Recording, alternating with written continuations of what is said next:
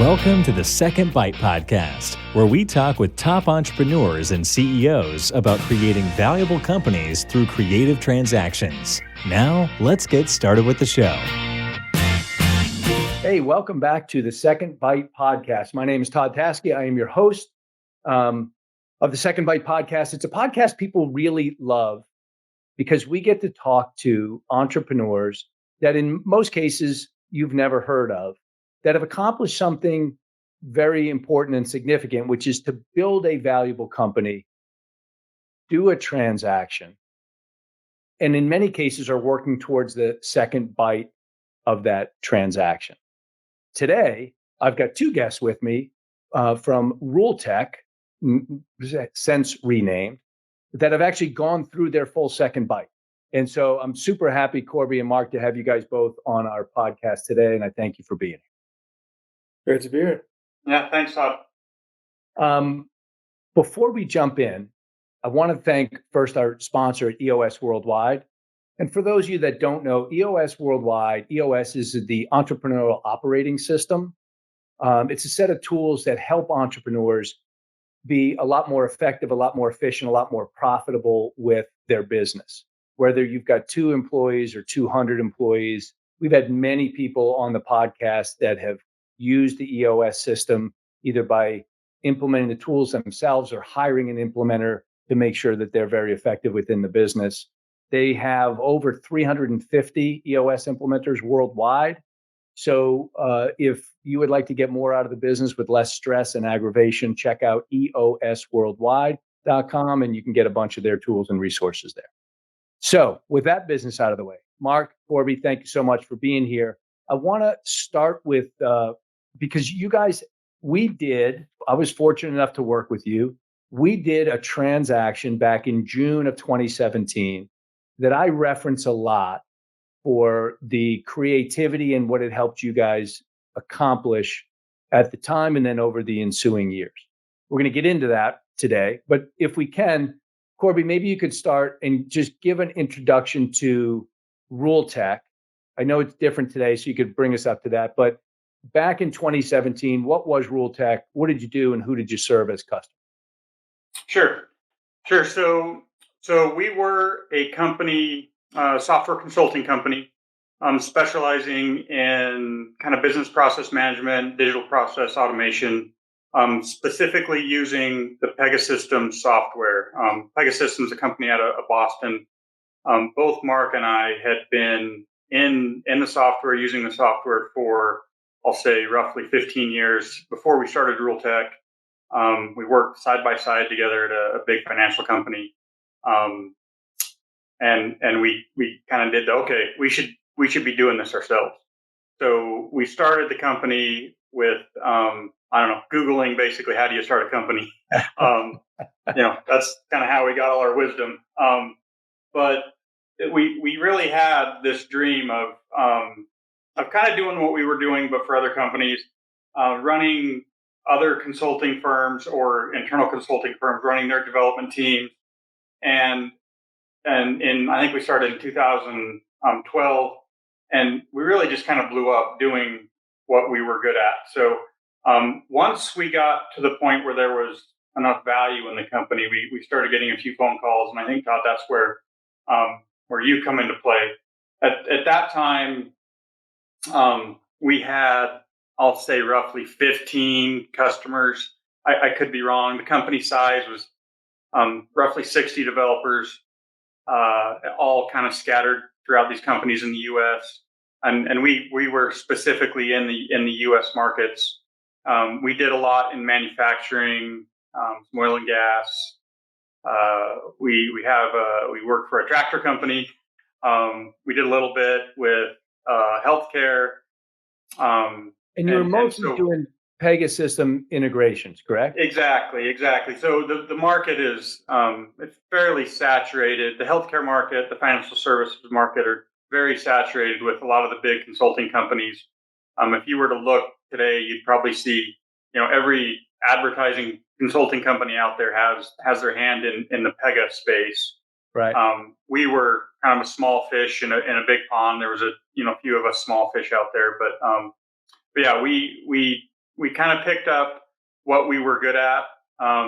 There's a lot of customers that we felt we'd either been there before, or we were kind of new to the game, and we had a pretty good reputation out there. So, And yeah, and Mark, do you remember? I remember you guys had Fortune 500 customers, large customers, enterprise size customers, but you had what, 3 to 5 year contracts that you typically sold. You would do the integration, then you would also do the managed service and the support afterwards. Is that correct? Yeah, typically we I'd say even Fortune 100 companies, the software itself is rather expensive, so it seemed like we were typically with larger clients, and then I'd say our contracts were more like a year at a time. But yeah, our whole strategy was partner with Pega, help them sell the deal, and then help the customer integrate after their initial implementation. Try to get all the follow-on services work, and once we got the software in there and they saw the value, it would typically kind of explode from there, and Well, I got to that's kind tell of how you, we do. yeah, one of the things I remember. So you guys were, when we did the transaction, you were under 10 million of revenue. You have Fortune 100 customers. That, I mean, that is, in my experience, a little bit unusual, because why would I take, if I'm a buyer, why would I take a risk of a couple of guys, a handful of guys in Idaho that are less than $10 million and commit such an important part of my infrastructure to that? Why do you think it worked so well for you? I think it was a niche skill, and some of these customers had some of the larger players, uh, in the past, and had varying experiences, I'll say. And Pega was all we did, and we were just really good at it. And Pega systems, they they appreciated that as well, and we developed a good relationship with them, and so they'd bring us to deals, and they knew we would deliver. So it was kind of a virtuous cycle then. and just to add to that a little bit, there were a lot of customers who would go to Pega and say, we want a couple, 3 or 4 SIs to choose from, and let's make one of them or 2 of them little boutique shops. So the customers, I think, were actually kind of hungry for the smaller boutique, integrators out there. Yeah, and one of the things I think a lot of guys and CEOs and founders struggle with is, the opportunity kind of opens, the window of opportunity opens, and then it shrinks again.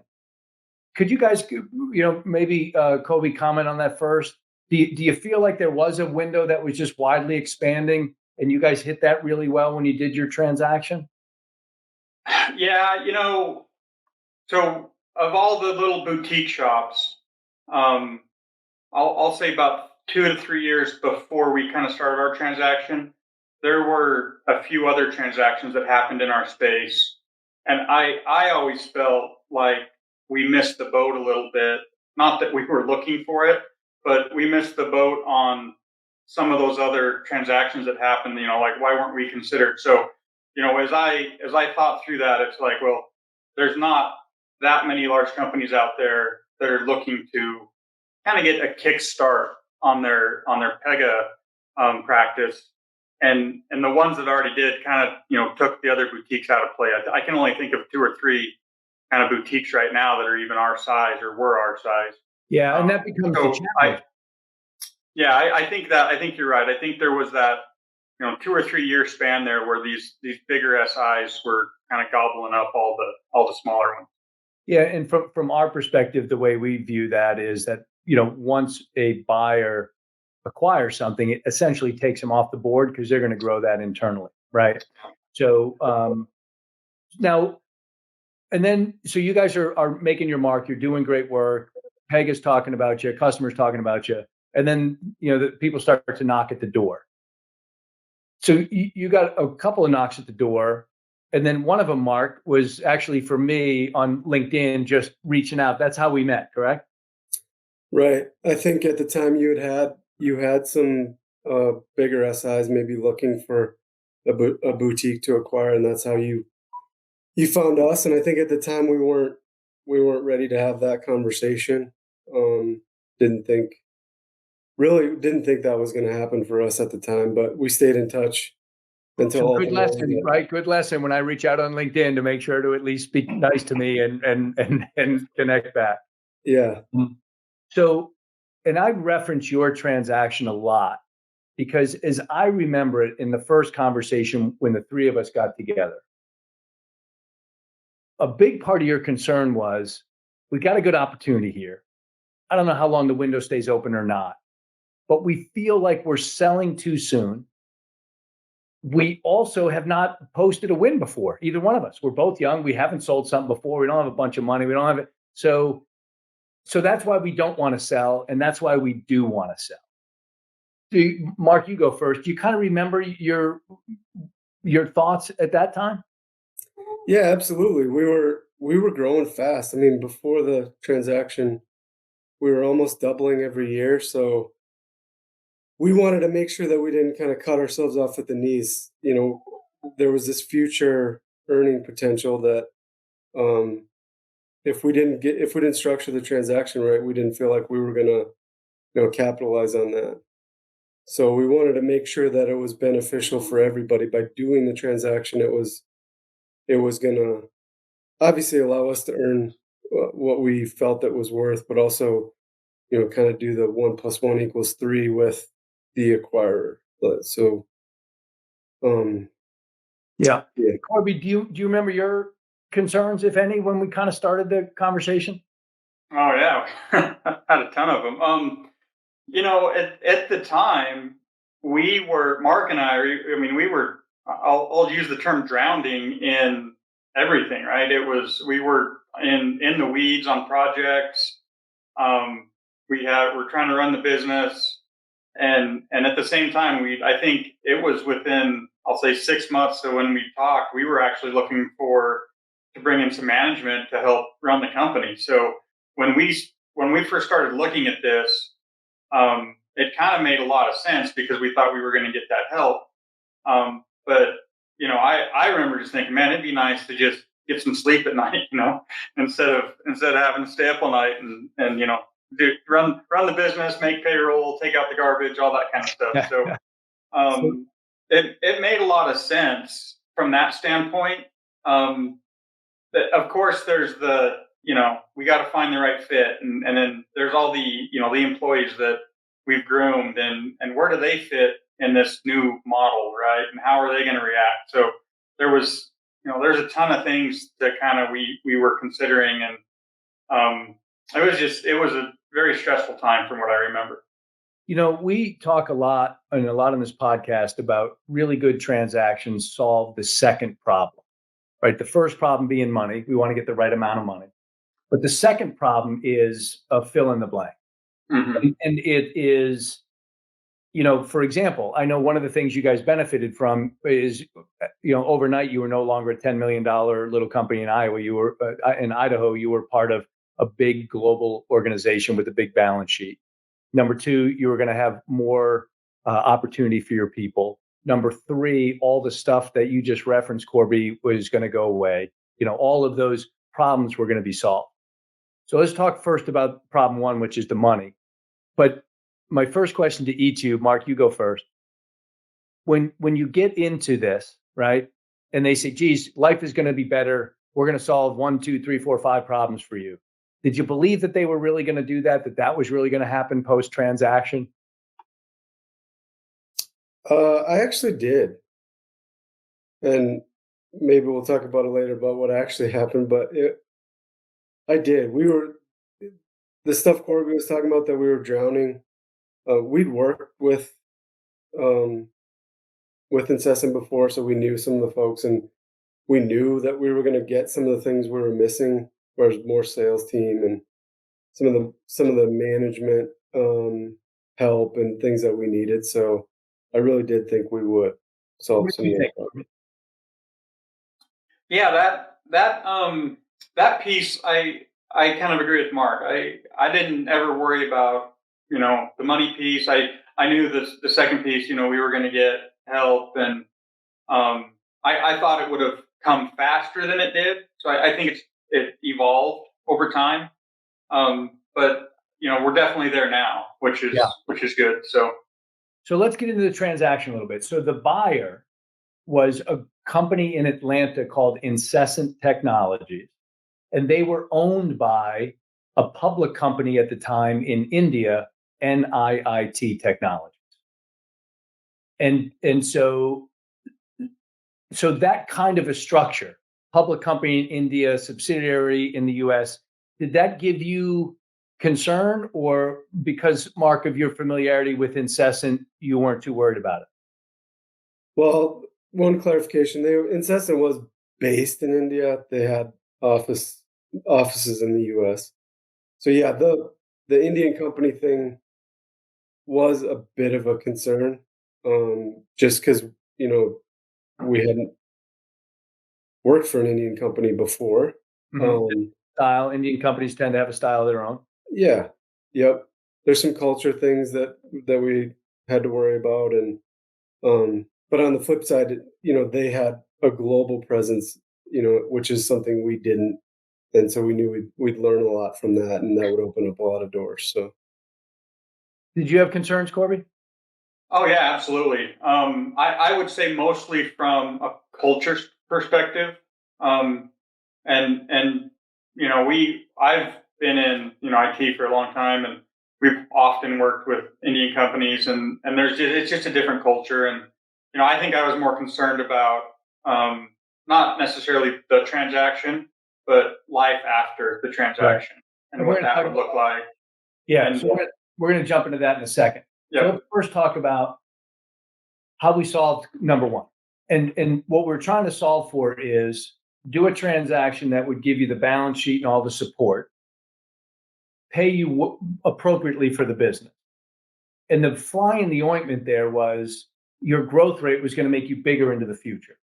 And we want to capture as much of that as we could, give up as little of that future growth that we were convinced those guys could help us accelerate. So as I remember the transaction approximately, they wanted to have you motivated not just on EBITDA, but also on revenue. Because as a public company, they're held to that standard in India. So we came up with a formula. And the formula was roughly 8 times EBITDA times 0.6. So your EBITDA factor was 60% of the value. And then 2 times revenue times 0.4. That equals the value of the company. And then they bought 55% of the company on May 31st of 17. And then a year later, they bought 12.5% using the same formula. A year later, 12.5%. And then at the end of the third year, it was 20%. But it's based on the current performance. So as you captured that future growth, the value of the business would go up, and your 12.5, and then 20% would reflect that increasing value. Am I remembering that about right, Mark? Yep, perfect. So that captured the value in a way that was creative. I'll take a little bit of credit for that. I'll give a lot of credit to the people at NIIT and Incessant Technologies. I think because they really valued the two of you. And I think because they realized that with that kind of incentive, not only could they get away with putting up a little bit less money up front, but with that kind of incentive, you're super motivated to hit that 3-year number. By the way, that 3-year number, if you do the math on it, is the summer of COVID, right? So thank goodness we harvested as much as we did. And so as we were negotiating and going through that, is there anything that you remember now? And I know it's 4 years later, but Korby, anything that you remember now that you thought was particularly important at the time? Yeah, I remember when we started, and correct me if I'm wrong, Mark, I think we were at 50-50 at that point, and we felt like what was 50-50, Korby? Yeah, I think we were 50-50 at the time. What was? Oh, 50? Sorry, the revenue numbers. I think half was revenue, half was EBITDA. Yeah. Yeah. I think that was at 50-50, and we felt like we could outperform from a margin perspective to bump the other one up. I think we talked about that a little bit. And looking back, I don't know if we do it again or not, but it felt like that was I think we were a little bit aggressive on that from our standpoint. And looking back, I think we probably should have spent a little more time just kind of thinking through that. But other than that, I mean, the formula I felt was rock solid. It made a lot of sense. I don't know how many times we had Mark and I shared Excel spreadsheets back and forth, and kind of, okay, if we can do this, then here's what kind of everything works out to. But I felt like it worked out pretty well. How do you remember it, Mark? Yeah, same. It ended in the right spot, but I'd say it was pretty painful to get there for us. I remember twice we told them we were done. Do you remember that? Oh yeah, I can remember standing in the airport on the phone with you, just saying, we can't. I remember the very call. Yeah. And did you remember what it was about or what it was over? What the issue was? I think it was the multiple, and then some of the working capital stuff came in, I think, but right. If I remember, you guys were adamant about the fact that we are this 3-year earnout. We are not going to take a zero in any year because part of the dynamic was the company has to grow. The company goes flatline or goes down, no payout. And you guys were like, absolutely, we're not doing that. Which was an aggressive position, but we explained it as to the reason why to the buyer, and they said, no, that doesn't make sense. We can't do that. We said, we understand, but we're out. And then they capitulated on that point. And I think part of that, if I think about, you know it better than me, so I'd appreciate your comment. If I think about the evolution of Pegasystems and people doing integrations, if we tried to hold that point today in a transaction in the summer of 21, I don't think we'd have a chance of closing. Any comment on that, Korby? It would be hard to predict, but definitely, I think looking back and knowing that we could walk away with any given year at a zero payout, I remember that being kind of a non-starter.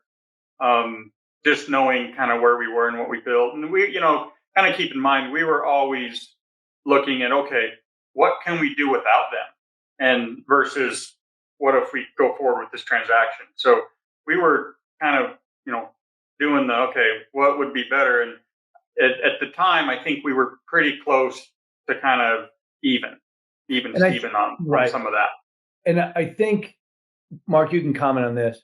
I think it's so helpful to negotiate with somebody, and the somebody's always bigger, when you are completely confident in who you are today, but your growth, your pipeline, the stronger you feel about the future, the stronger you can be in your negotiation, and typically the better the result you get. I think that was a big reason behind why we were as successful as we were. Would you agree with that, Mark? 100%. We knew what we could do by ourselves. And so the only reason a transaction made sense or would make sense is if it was going to be better with the parent company, with their assistance and connections and all that. The other thing I remember hearing from you guys, because we stayed in touch as we have since the deal closed, but I remember you guys feeling pretty good about the autonomy that you had post-close to operate the business. Of course, it's different, right? You got to fit into a global system, and your financials have to flow in a certain way and the rest. But tell me what it was like, Korby, maybe we'll start with you first. What it was like the first month, first quarter after we closed the transaction, in terms of day-to-day showing up to work, who was telling you what to do. Tell me about that. Sure. So from that perspective, it was kind of business as usual. So we didn't get, we had to update a few kind of systems on their end. we had a little bit of interaction as far as books and bookkeeping, but Mark and I ran the business. We honestly ran it for a good 3 years, all by ourselves. We didn't have much involvement. There in year 3, I believe they got kind of closer involved. But I remember talking to some of our employees, and they weren't even sure that we'd been acquired. So it was pretty kind of a standoff and let these guys do what they're doing, kind of perspective from their side. So I could not be happier with how that turned out. And Mark, you continued in your same positions, continued with your same roles. There's, I think, 2 reasons I would attribute the success of that to. Number one, we had a really good operating agreement. David Schwinger was our attorney here. He did a great job. We had a really good operating agreement, which I want you to comment on. But I also feel like the guys at Incessant really needed you to continue to run the business like you have because it's been so successful. And they were smart enough to know these guys are running a good business. Let's just let them continue to do that. Would you say that those were equally important, or was one more than the other? I would say more so their knowledge of us as people and what we've done in this space. So they obviously talked to Pegasystems, other partners. We had a good reputation, a good brand, and they trusted us. I think that was number one, because I think the operating agreement absolutely backed up what we wanted the structure to be.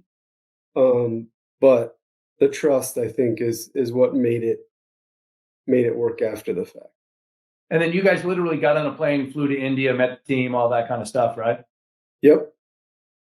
Yeah, we toured the facilities, and that's kind of where we got a firsthand look at their culture, and that's really when we knew it was going to work. Yeah, just to reiterate, I think that was kind of the day that I went, "This is real." We walked in to the Incessant office in India and went, "They got a ping pong table sitting over here. Everybody's standing around one cube talking." I'm like, "Wait, we're basically the same exact company." Feels like Idaho almost, right? Yeah, exactly. Yeah. What would you say? What mental adjustments do you think an entrepreneur needs to make in that first few months post close? Even yours went really well. What adjustments would you suggest, Korby, that somebody considers making? It was kind of tough to get into in kind of the mindset of, okay, now you're part of this bigger piece, and are we pulling the strings at all the same at the right pace? Is everybody pulling the strings at the right pace? Are we all headed to the right goals? Should we be doing something different? So I think one of the biggest things is, we kept running the business as we would, but in the back of my mind, it was like, well, do we need to check with somebody on this, or we just run it? So, I think one of the things I would always recommend is, it's just a mindset of, well, now you're kind of month or quarter to quarter. You've got to worry about stock prices and all that, and some of that can get. It feels like it's not you're giving up the strategic piece of your business to focus on. I got to hit this number by the end of this quarter. So there's a little bit of that we kind of had, I guess, to struggle with, but we overcame kind of where we were, our mindset at least, and made it work. And Mark, from your perspective, there's a lot of advice out there about what somebody should expect from the second bite. Sometimes the second bite is an equity piece in a smaller company. Sometimes it's the earnout, like you guys had it. Having lived through that, what do you think you've learned from your experience that you would pass on that you think would be helpful? As far as things I'd do differently, or things I didn't expect. Yeah. Korby hit on some of it, going from a private company that we made all the decisions to to be part of a publicly traded organization where, stock price matters every quarter. Some of that, we weren't really ready for. I mean, I think we saw it at first as kind of short-term thinking, thinking about the next quarter's number, and we want to be strategic. It's just part of the deal, though. So being ready for that, I think, is something I would recommend. And then is there a way to get ready for that? I don't know if there is.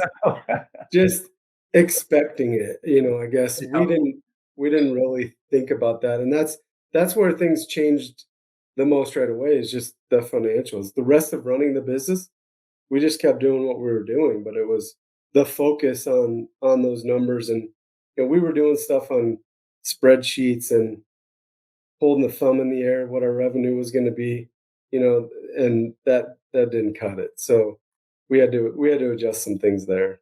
Looking back on that, do you feel like that's made you a better CEO, a better entrepreneur? Absolutely. Yeah, more structure and more planning, and then looking back at, why we didn't hit a number or what changed, made us have more insight into what was working, what wasn't. So for sure. Korby, anything to add to that?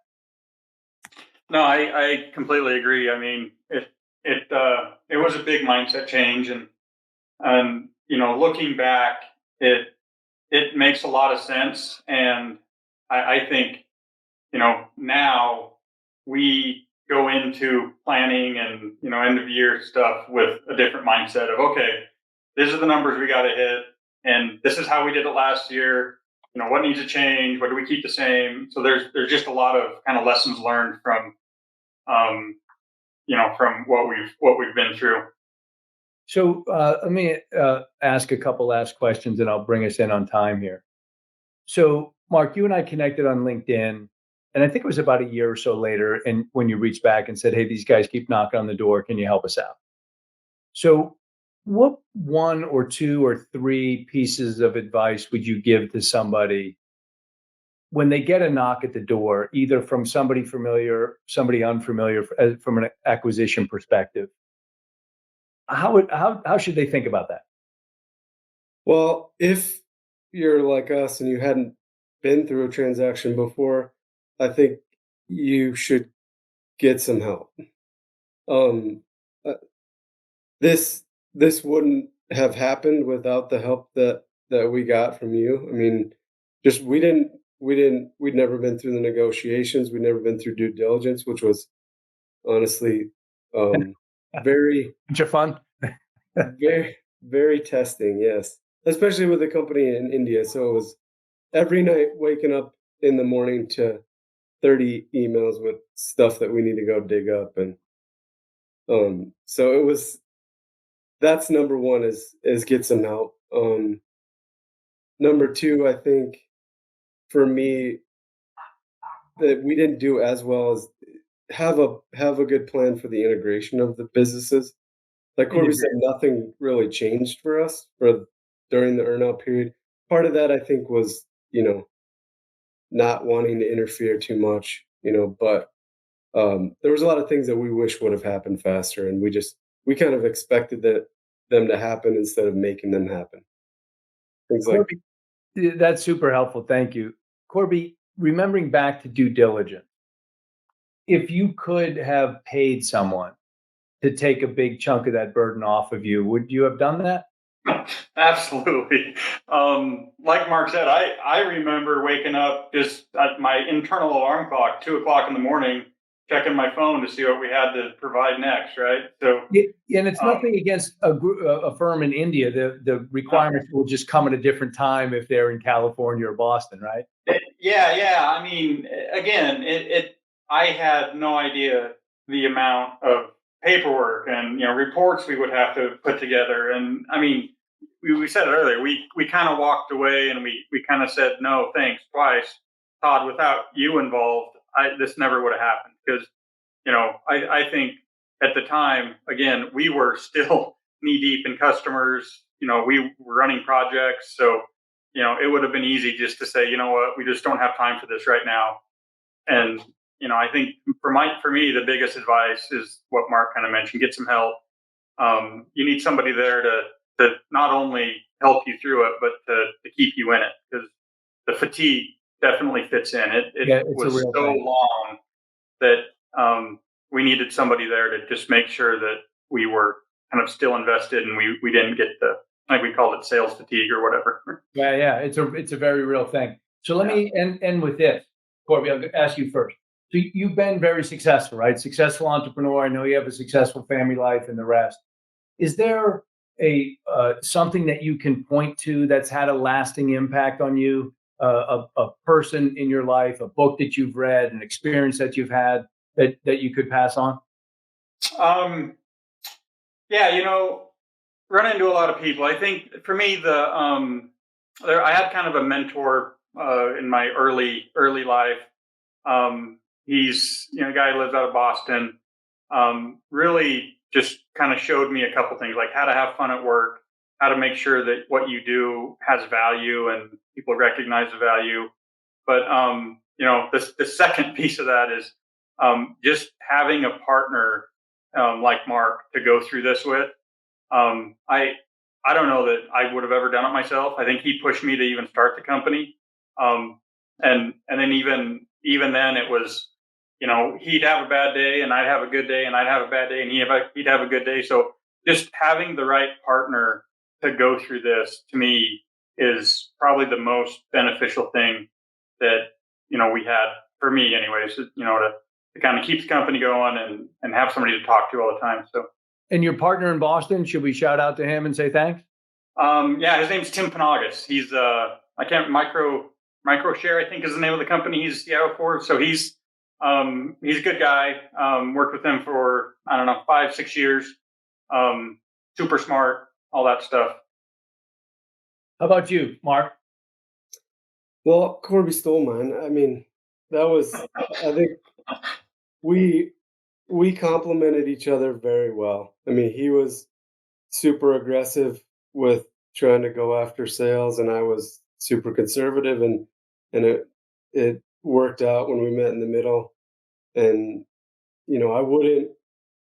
there's no way that the company would have been what it became without him as a partner. So that's one. I was trying to think of a book. I've listened to or read a lot of books about the big CEOs like Bezos and things like that. And I think that helped me realize I was never going to be that. Yeah. So that is kind of what led me to hey, we need some help. That's where our transaction started to make sense. So. Well, and I think that's exactly the reason why people like this podcast so much, right? You guys haven't shot yourself into space. You haven't been on the cover of Forbes magazine.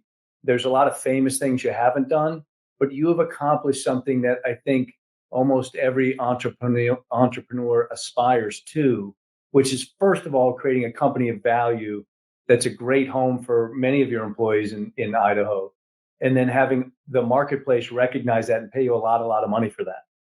The other observation I would have is, for people not to overlook selfishly, if I ever reach out to them on LinkedIn, or the opportunities that can come from a connected world, whether it's a strategic buyer knocking on your door or somebody that reaches out through LinkedIn. I'm thrilled that I was able to have the opportunity to work with you guys on what is still one of my most favorite transactions. I know that you guys at some point will be moving on to what's next. So it'll be fascinating to see whatever is next for both of you. I'll say thanks a whole bunch for spending the time. You've been generous with your time and sharing the information that you did on your transaction and life post-transaction. So Korby and Mark, thanks to both of you. Thanks for having us. Thanks for listening to the Second Bite podcast. We'll see you again next time.